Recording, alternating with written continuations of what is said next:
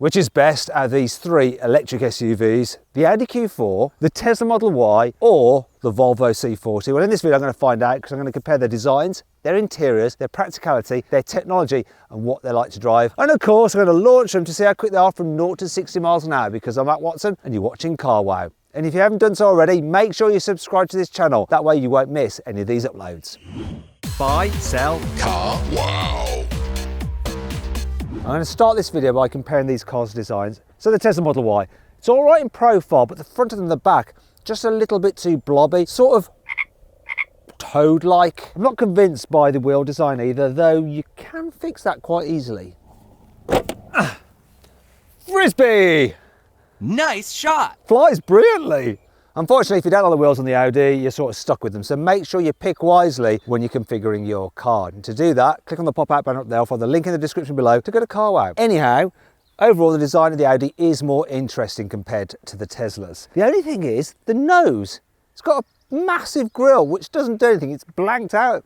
What's the point of having something like that on an electric car? Madness. I've got a similar issue with the Volvo. Love the rear of it. It's the best rear out of all three cars. Side profile is quite cool as well. But once again, at the front, it's got a grille that's been blanked out. The reason on this car, though, is because it's actually based on the platform shared with an internal combustion engine model, the XC40. It is the only car here that isn't a design from the ground up electric car. Yet despite that, it is still my favourite to look at. I'm going to talk you through the prices because things aren't quite what they seem. You see, the Audi starts from £43,000, the Volvo from £47,000, and the Tesla from £55,000. So you'd think that the Audi is the best value, followed by the Volvo, and last of all, the Tesla.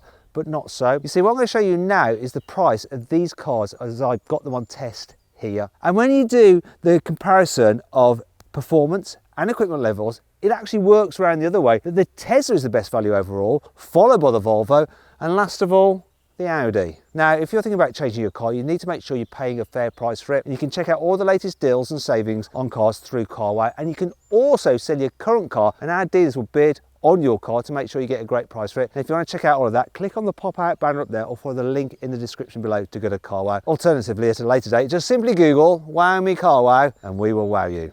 Let's move on to the interior, starting with the Volvo C40. So the design is pretty nice. However, it's very similar to the XC40 on which this car is based, which was first released in 2017. So it doesn't seem all that modern. Yes, you have this big infotainment screen there, and it actually runs Google, which is good. However, some of the other menus are a little bit fiddly to operate, and it doesn't feel the most modern. Neither does the digital driver's display. It's all a bit dark. It doesn't give you that much information, really. Starting to feel its age, even though it's a brand new car, which is a bit odd. Can't fault the seats though, they are lovely. Volvo does brilliant seats, and you can go miles and miles in these without any discomfort at all. The interior of the Audi is way more futuristic than the Volvos. You've got lots of different coloured bits of trim, multi-layers, though the dash is really deep, and that makes it feel like you're sat in the middle of the car, which is odd, as is the steering wheel. It's like this hexagonal shape, though I sort of like it. Not so keen on the touch sensitive buttons, because sometimes you just touch them like that and then the stereo comes on, which is a bit annoying. Can't fault the digital driver's display though, really good, lots of information, and the infotainment system's good as well. And I like the fact that Audi haven't made you operate the climate control through it, because you have some separate controls for it down here. Good job. With the Model Y, you have to control almost everything through this screen. So yes, the climate control, and even to move the steering wheel, you have to go through a procedure of pressing a button here and then going steering, and then you control it with these buttons. However, a lot of the controls are actually voice activated. So you can say things like open charge port. Yeah, it's just done it. And it's much better, the voice recognition on this, than the other two cars. And the fact that you haven't got all these buttons does mean that the cabin is the most minimalist. It really does create a feeling of ambience, and it makes this feel like a special car, apart from one thing. It's the steering wheel. Just feels a touch on the cheap side, and that's the thing you hold.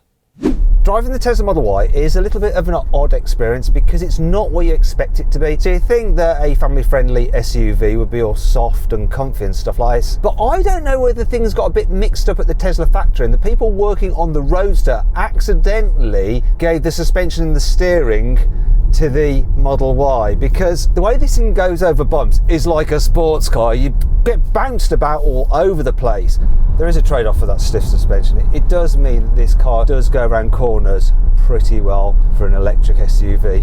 It just seems to hold on the road and go round Well, until it's like upset by a bump in the road and then it skips sideways. Another thing that's odd is the steering. So it's lightning fast. You turn the wheel a bit and it's darting into a corner, and then it's like the car suddenly remembers that, oh wait a minute, I'm an SUV, and then it slightly slows down in its turn. Definitely feels the most sporty of the three cars to drive. One of my favourite things about the Tesla is the driving position. Because you've got such a low dash, you get a great view forward. It's a reasonably quiet car, but you do get a little bit of noise reverberating around the large cabin.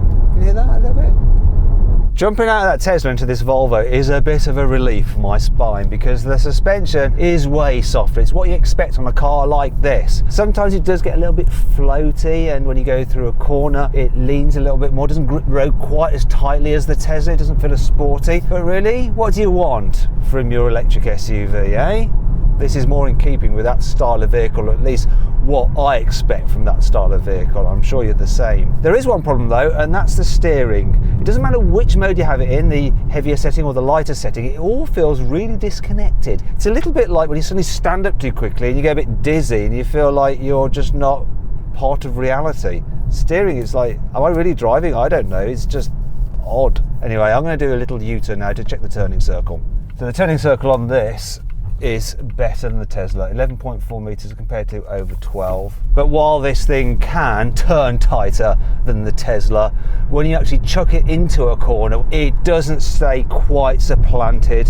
The Tesla definitely has a sportier feel to it, though really, is that what you're after in your electric SUV? At high speeds, this Volvo is really good, partly because this dual motor version has loads of punch for getting past slow moving vehicles. In terms of the visibility, the view out the front isn't quite as good as the Tesla because the dash isn't as low, and the view out the back, that's awful. Sound insulation is good though. It's a quiet car to travel in, this is nice.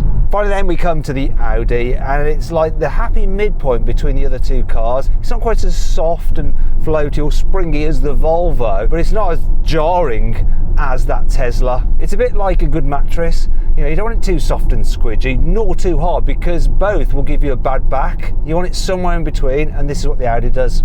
What the Audi is least good at though is going through the corners. It just seems to want to wash wide. Doesn't feel as keyed into the road as the Volvo, and especially not the Tesla. It's more of a car you just have to kind of flow with and take it easy. At least the steering feels the most normal out of all three cars. Speaking of which, let's just do a U-turn, see how manoeuvrable it is. Okay, so it's pretty much identical to the Volvo, which means it's slightly better than the Tesla. What's not as good as neither the Volvo, and especially not the Tesla, is the fact that you don't get one pedal driving. You can't actually stop the car just by lifting off the brake. It will slow it down if you're in B mode, but it won't come to a complete stop. And I find that a bit annoying. It'll always just roll a bit. One thing I do like about the Audi compared to the other cars is that you don't have to go into a menu on the infotainment screen to change the level or type of regen braking you're getting. You can actually do it using these paddles here. So if you're just in the normal drive mode, not the braking mode, you can pull on the paddle to alter the severity of the regen. Now look, you see that bar there? No, there we go, look, you can alter it. So you can just do it much easier when you're driving along, which is good for safety. When you get at faster speeds, the Audi does a really good job. I find it overall the most comfortable at higher speeds. Just the seats, just the way it goes down the road. It's the quietest of the three, I think. The only thing that it's lacking is the performance of the other two. You know, if you put your foot down, you can still overtake things pretty quickly, but considering this is the fastest version, it's a little bit down on power. Other than that though, this definitely feels like the most sophisticated and expensive to drive. So the Audi is the best to drive, but is it the best to be driven in if you're in the back seats? Well, there's loads of knee room. Headroom's all right, even if you're over 6 foot. There's plenty of foot space as well. You can stretch out a little bit under the seats in front, but it's not perfect. You can carry 3 in the back at once. There's enough shoulder room. The problem is that the central seat is a little bit raised up, and so the middle person ends up banging their head a little bit on the roof. Shame. I tell you what's also a shame. Scratchy plastics here on the door tops in the back. This is a really expensive car. You shouldn't be getting that. Bizarrely, the Volvo actually feels higher quality here in the rear than that Audi. It helps that you get a glass roof as standard. You have to pay extra on the Q4. Knee room in the Volvo is decent. Headroom though, it is quite tight, so people over 6 foot might find themselves brushing their head on the roof lining. When carrying 3 in the back, it's okay. even for the person in the middle. Apart from this, look, you got a hump in the floor. Once again, because of this car's origins, it's based on the platform used for the XC40, which is an internal combustion engine car, unless you have the electric version. You know what I mean. Tesla has never made anything besides electric cars, so it knows what it's doing.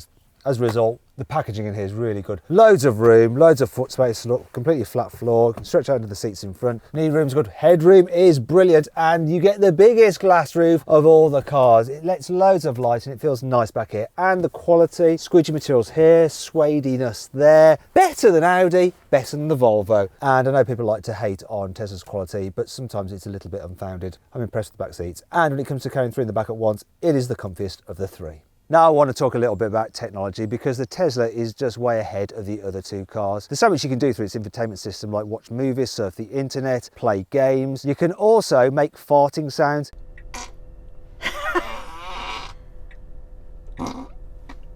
And even swap your horn for various random noises as well. So one of them is, "Get out of my way, you moron." Then there's the adaptive cruise control. Now you can get that optionally on the Audi, but the one you can get in the Tesla can just go that little bit further. Not only will it steer to keep you in lane and auto brake, but you can upgrade it so that you can actually control the car by making it drive in and out of a parking space with you outside the car and just controlling it using your phone. And it will navigate on cruise control, which means it will change lanes for you and even leave at junctions. And you can go even further, get the car to drive itself pretty much in town, so long as you've got your hands on the steering wheel. It works to varying degrees of success though, as my mother found out when she tried that system on her Model 3. If you want to see exactly what happened or didn't happen, click on the pop-out banner up there and follow the link in the description below. Anyway, enough about the clever driving safety tech. What about the old-fashioned way? The car's brakes.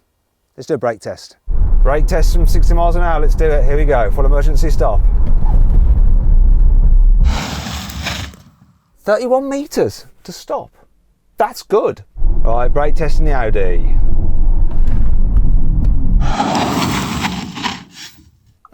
33 meters. Full emergency stop in the Volvo. Here we go. Oh yeah, 27 meters. Nice. Now let's check out these cars' practicality with their boot capacities. So here in the Audi, in total, including the underfloor storage, you have 520 litres. In the Volvo, including the underfloor storage, you have 413 litres. Here in the Tesla though, including the vast amounts of space under the load floor, you have 854 litres. Let's move on to the front boot, see what we've got here. So with the Tesla, 117 litres worth of space. Huge. Volvo, a bit smaller, 31 litres. Finally the Audi, what have they done here? They've dropped the ball, that's what they've done. They haven't put in a front boot. I'm a bit sad there's no fruit with the Audi. What were they thinking? So overall though, the Tesla is the most practical by far. In fact, if you want to see my full in-depth video review of the Tesla Model Y, click on the pop-out banner up there for the link in the description below. If you want to go into detail on each of these cars' model lineups, I'll put a link to their reviews on our website in the description of this video. But in summary, with the Audi, there is 2 battery options and 3 power choices.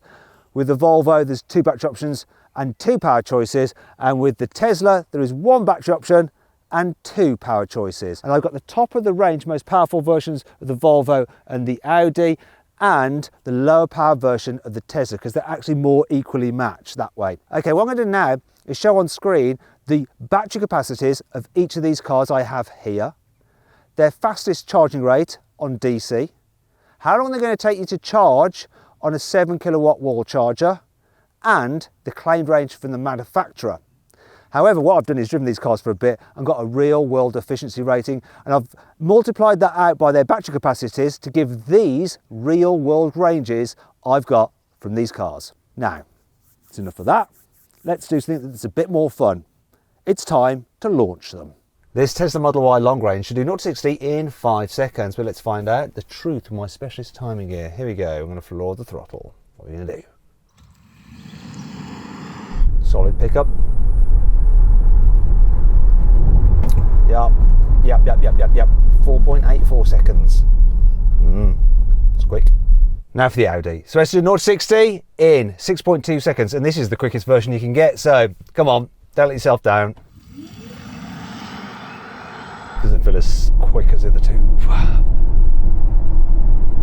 What we got here? What we got here? Yeah, 0 to 60, 5.87 seconds. Quicker than they said, but not as fast as the Tesla.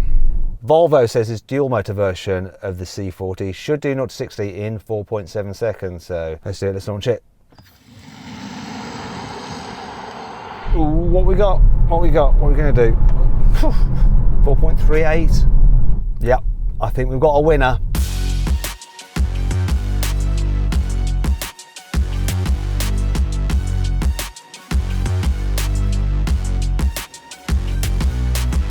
So then, what's my final verdict? Well, the Volvo C40 is a good car, though the Audi Q4 is even better. But the best of the three electric SUVs is this. It's the Tesla Model Y. Yeah, the suspension is a bit too firm and it's not the best looking car in the world. However, in every other area, it wins the day. Practicality, technology, efficiency, and don't forget you get the benefit of the Tesla supercharger network, and that's why it wins this test. I hope you'll enjoy the video. If you did, give it a like. Let me know if you agree with my verdict in the pinned comment. Click on those windows there for some more videos, and on that box there to go to CarWow to see how much you can get for the car you're trying to sell. Our dealers will bid on your car to make sure you get a great price for it.